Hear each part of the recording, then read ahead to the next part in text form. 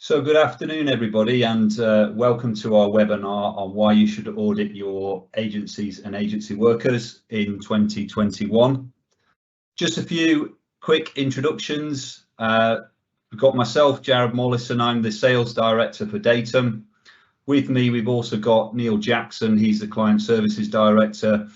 Neil's also responsible for our audit team as well. And then last but not least, we've got Jane Bladen. Jane is the compliance Director of Compliance for Staffline.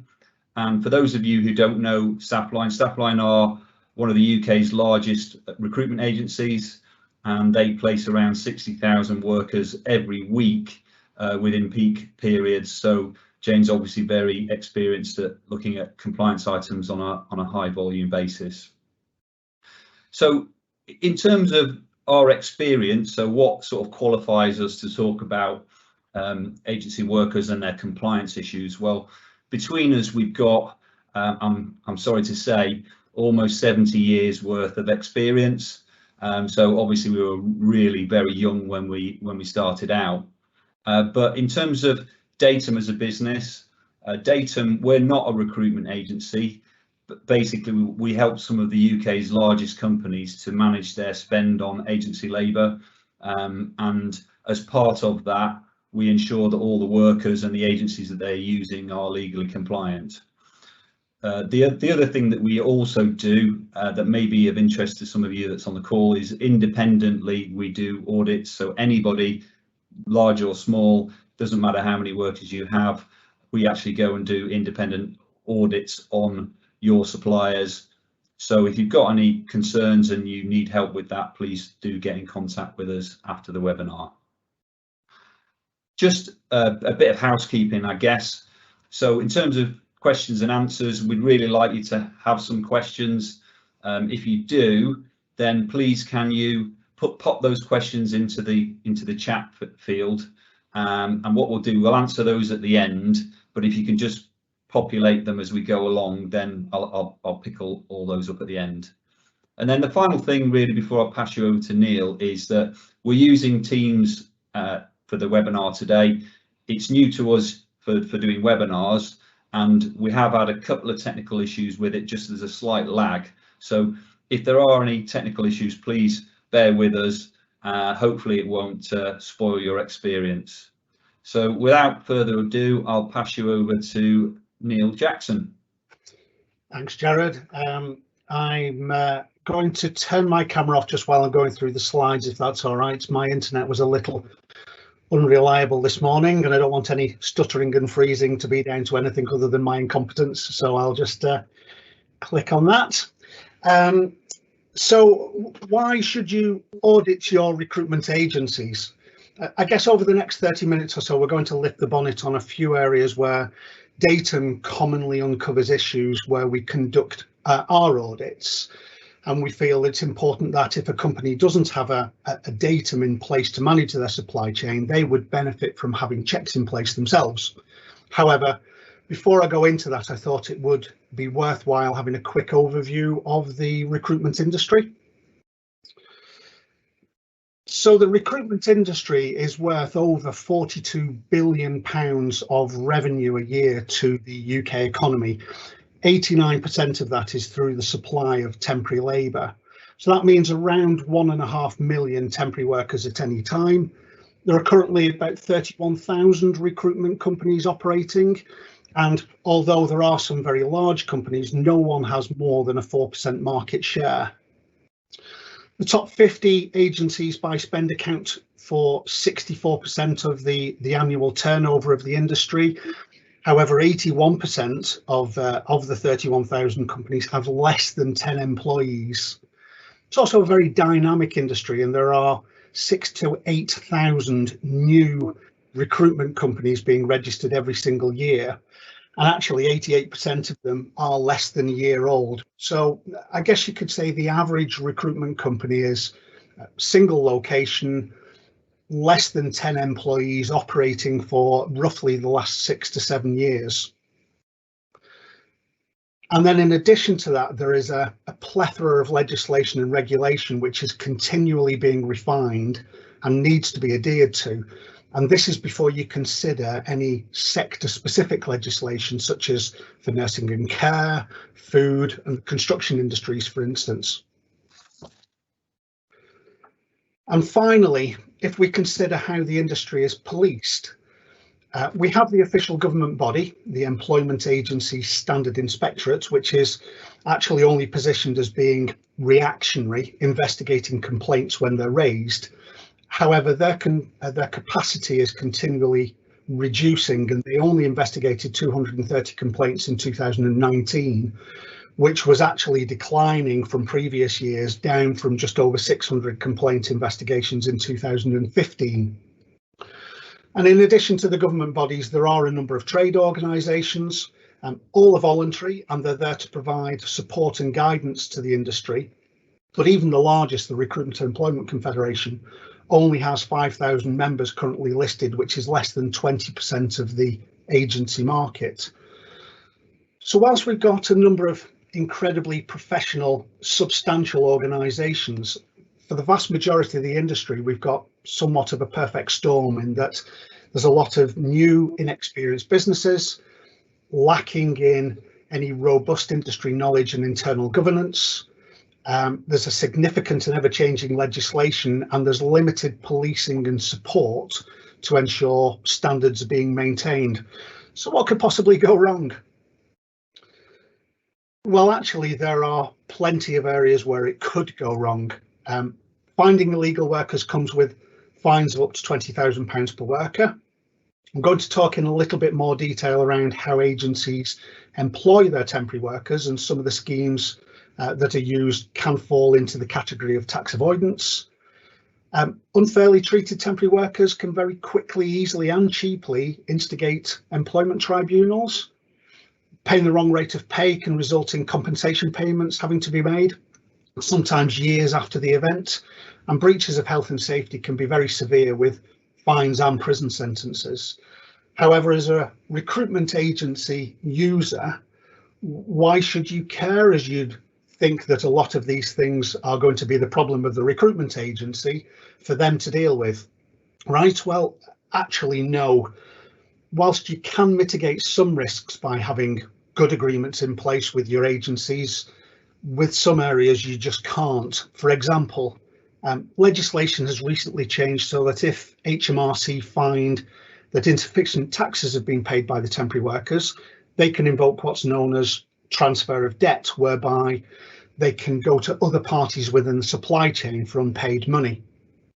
Now, whilst they might certainly go to the recruitment company first, as we've already said, we know a lot of agencies are small, new companies, and it's highly likely if the unpaid tax bill was large enough, then the agency may well just shut their doors, which means that in some cases, HMRC can indeed come knocking on a client's door. Other issues might just mean that you need to spend time dealing with them, and the impact of the effort, distraction and time away from doing the day job really shouldn't be underestimated. However, possibly the real killer for a client is that we live in a society where bad news travels fast and sells newspapers, and unfortunately, little old ABC recruitment agency won't be the brand that gets splashed across the headlines if something goes wrong. So I'm going to cover a few areas which, if you are looking to audit your agencies, these would be a good place to start, with the first area being to make sure that the temporary workers who you've got within your business are legal to work within the UK. So there's a number of steps shown on the slide where there's either an opportunity for it to go wrong or where a check should be in place. Firstly, when registering with an agency, a worker should be asked to provide the correct documentation to prove their eligibility. Now, you may think this is obvious, but please believe me when I say that we still come across agencies who aren't doing this. Or actually, more commonly, it's employees within an agency who's being left unmanaged, who don't know how to do it or don't know how to do it correctly. Then there's a need for a confirmation that the document provided is indeed for the person looking for the work. This check should normally be done face-to-face and in person. The rules have been relaxed at the moment due to COVID, but they are expected to be tightened again around about this time in June. And then there's a need to check and confirm if the documents provided are valid, that they've not been tampered with or falsified in any way. Agencies aren't expected to be forgery spotters or expert forgery spotters, and falsified documents are becoming more difficult to distinguish from the real thing, but there is an expectation that due diligence should be applied. I would also then recommend a secondary check, and Datum, we use a tool called Trust ID, whereby once the agency's completed their validation, we send the document for a secondary check against the government database. And even after the agencies have done all of their checks, we still find that a further 1.5% of documents are fake when we do our secondary confirmation. And then the temporary worker can turn up at your premises. However, it is becoming more and more common that the worker who turns up may not be the person who registered with the agency and went through all of those checks. So I'd recommend that you have a way of confirming that they are the correct person, such as by the agency providing a photo. Either that, or you should be prepared to do some eligibility checks yourself again. And then finally, some eligibility documents come with expiry dates, and therefore, if the worker is on assignment with you for some time, there needs to be a method of flagging up if they're approaching the date when a visa needs to be renewed, or they need to be asked to leave site.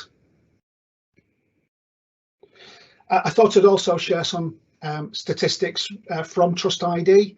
So over the millions of validations that they completed last year, the most commonly faked document was a passport. And I'm also showing there the industry sectors that we found fake documents within. Now, it is fair to say that these are COVID impacted statistics.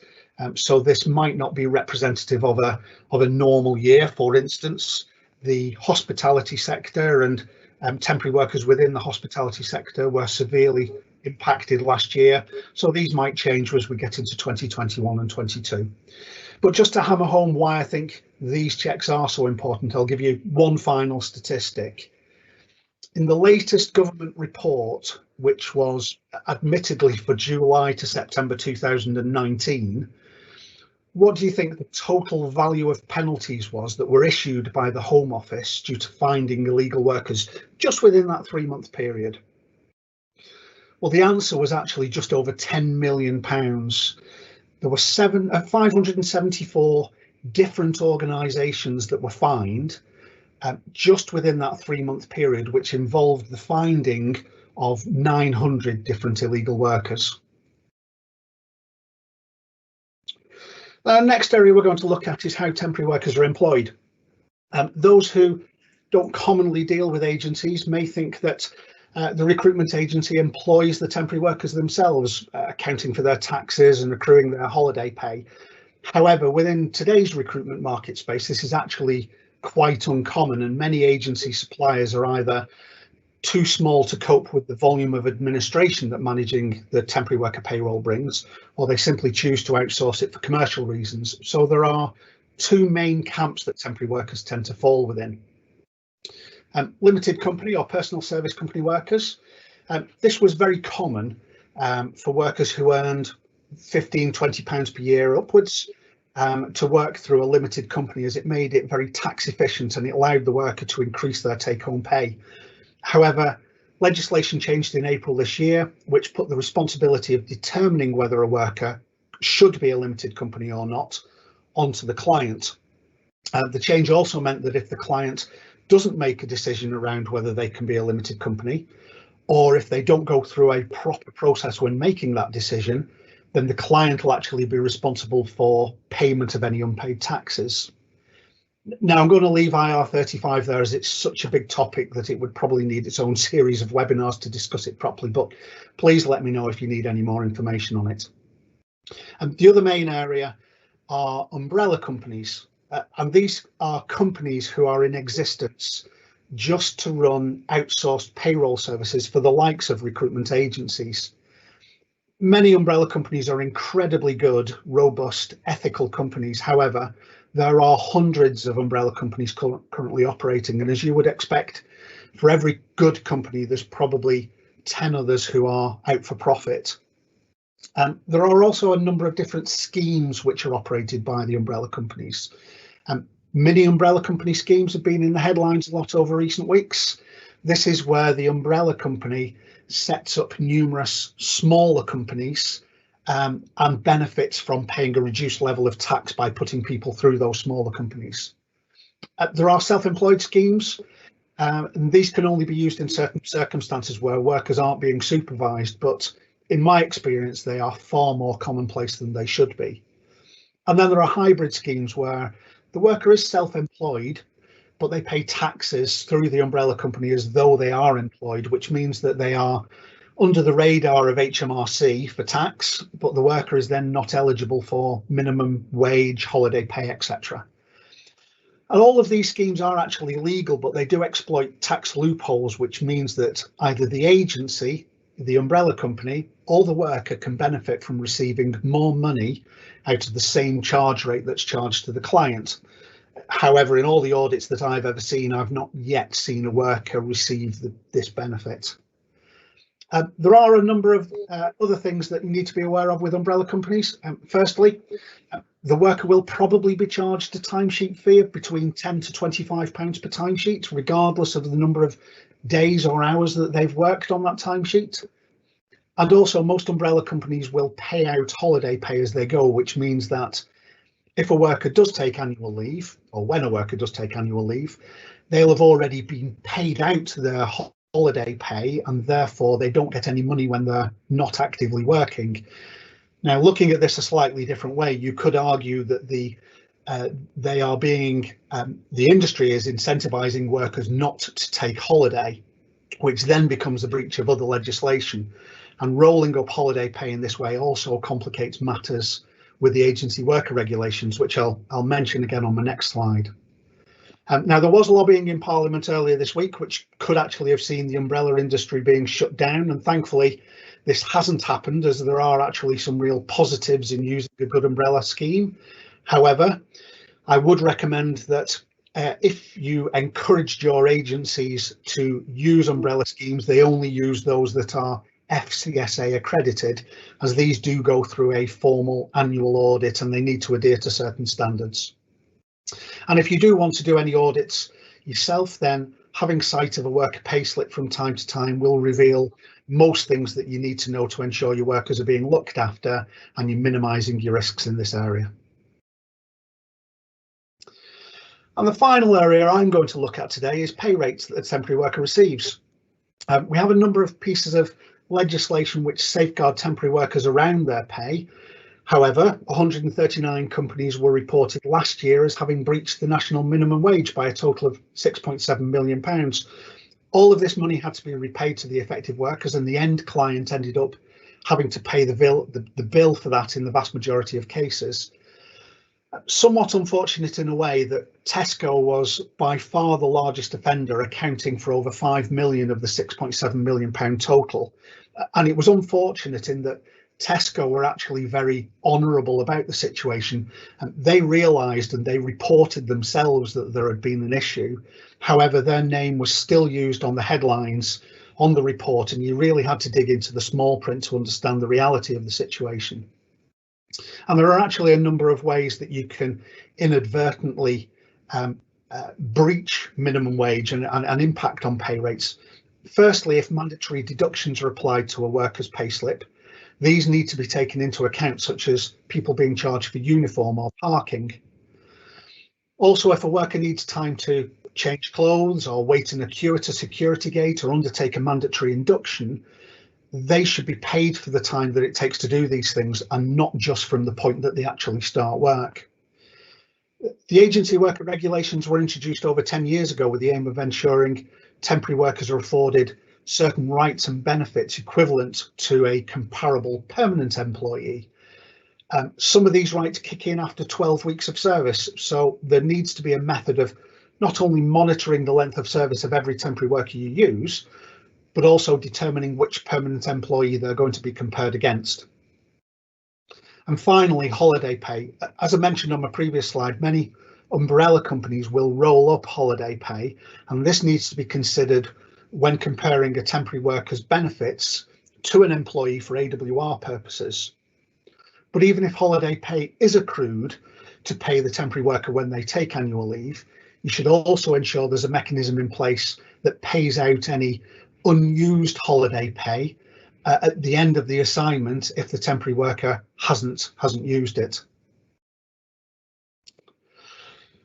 So I would say that the vast majority of recruitment companies are trying to do the right thing, and there are many excellent companies out there. However, legislation is sometimes difficult to keep up with, and there are so many areas where things could go wrong. So I would absolutely recommend that all companies have some checks and balances in place to minimise the risks and keep themselves out of the bad news headlines. At this point, I'm going to hand you over to Jane, who will now talk around the risks of modern slavery. Thank you, Neil. Good afternoon, everyone.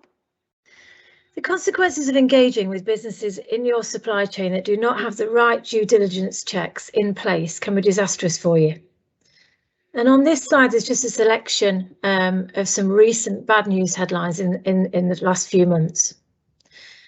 And I'm sure that you recognise a lot of those brand names like I do, and they have the right audits and checks in place to spot any signs of modern slavery within their workforces. But they've just been simply let down by somebody in their supply chain, and that's ended up with their name in the press. So know your supply chain, carry out the risk assessments, and try and make sure that they've all got the right checks in place to spot any mistreatment or labour exploitation.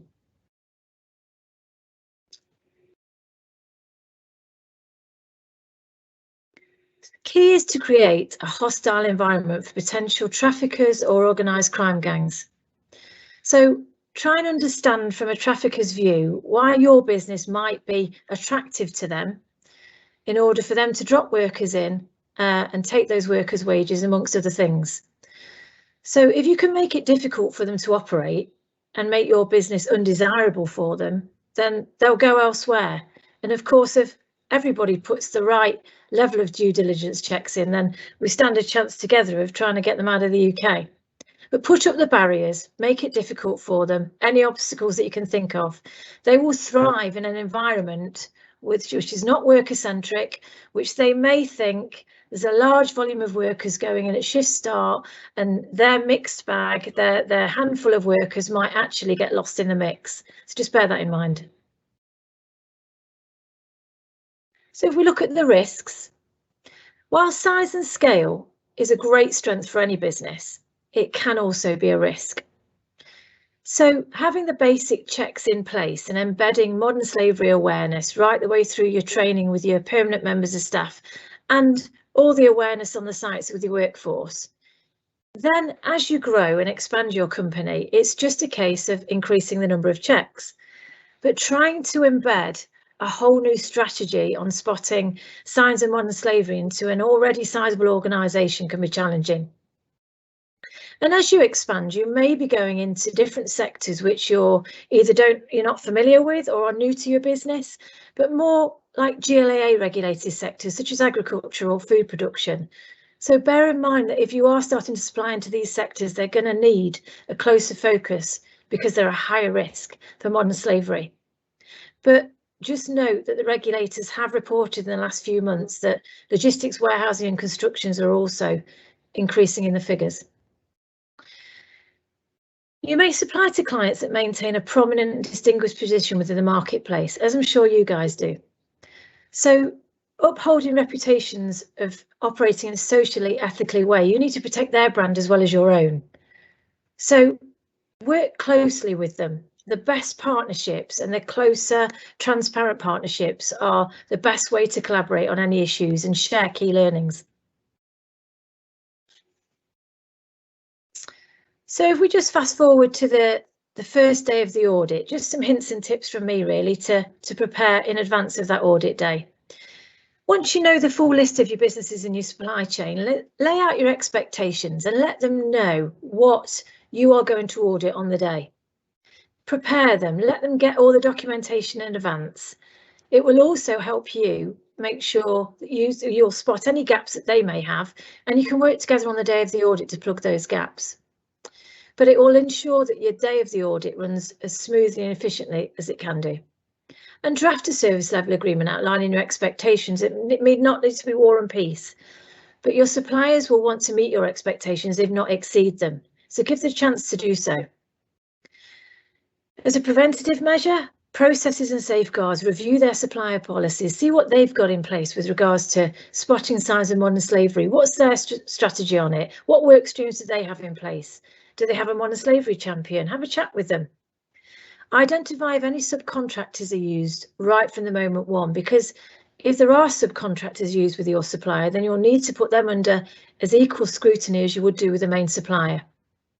And don't be frightened to ask if they've had any modern slavery cases in the past. Have they ever been concerned about any issues of labour exploitation? How did they report them? How did they bring them up? Because it's better to engage with an agency that has had modern slavery in their workforce and dealt with it the right way, rather than just an agency that doesn't know how to spot it. So don't be frightened if they come ahead and say, yep, we've had modern slavery cases. Have a chat with them on how they dealt with it, because that's the important thing. Finally, minimising the risk. So you've got an audit schedule. You'll have decided which of the higher risk companies in your supply chain may need a closer focus on an audit. You may audit those quarterly rather than annually.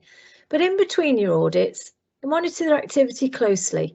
Stay with them, stay in contact with them, and have open, transparent relationships with them so that they feel they can come to you when they have any issues in between. The closer you work with your partners in between the audits will hopefully allow that key learning share that we talked about earlier. And find out the escalation process if an issue is flagged. Don't wait for a modern slavery event occurrence to happen, and then it's all hell breaks loose and it's panic and it's bunny in headlights syndrome with not knowing who to get on that call at that time. Decide what will be the journey that you'll go on if something's escalated. Who are the right stakeholders on the call? On that first call, only get people that can actually make a difference. I've seen so many calls, as I'm sure you have, with far too many people that actually aren't autonomous and can't make those decisions. So have it all laid out in the escalation process in writing. Finally, to summarise, once a potential modern slavery concern has been identified, it's really important that the potential victims are safeguarded and that those responsible are prevented from continuing to operate their criminal enterprise. So when you've identified the threat, when you may have gathered intelligence from a number of sources, maybe internal compliance checks, it may be colleagues within your workplace have flagged something, you may have heard something from one of your suppliers. And that goes back to what I discussed on the previous slide. If you've got an open, transparent relationship with your suppliers, then they'll pop things on your radar as well. Or you may have something flagged to you from the local police or the GLAA. Have a look at who's impacted. If you've just been given 2 names, don't just focus on those 2 names of potential victims. Analyse your systems in the background. Who did they come with on their day of their interview? Who do they live with? Who do they share a mobile with? Who do they arrive to work with? Because it may just not be those two victims. It could be that this is a wider piece. And when you evaluate the risk, decide on proportionate response. As I said before, keeping it high level and as low key as you can so that you haven't got this going out everywhere. The last thing you want to do is let the traffickers know that you're onto them. So protect the victims as your first port of call and make sure that you safeguard them. And then when you're ready and the time is right, that's when you bring in the GLAA or the local police. You must take the appropriate action at the right time, but again, keep high level, don't let too many people into the loop. And finally, after a case, take that time to just stop, pause, breathe, reflect, get those stakeholders and all the people that were involved in that case on a call. Break it down, debrief, brainstorm, whatever works for you, but work out how the traffickers got in. Did you do everything you can to protect the victims? Did a process or a safeguard fail? What do you need to adapt, change, get ready for next time? How do you improve? But have what we call it in the staff line is kind of a 360. So you go back and just see what you could have improved on. So I hope that helps everybody. That's me. Over to you, Jared. Thanks, Jane. That was really useful. So now it's time for us to take questions. Hopefully there will be some that have come through. So I've just got to stop sharing my slide and go to show the Q&A. Just wait for them to come through. Right, okay, so James has asked for a copy of the presentation after the event. Yeah, we'll definitely send that through. Another question about micro entity, mini umbrella companies.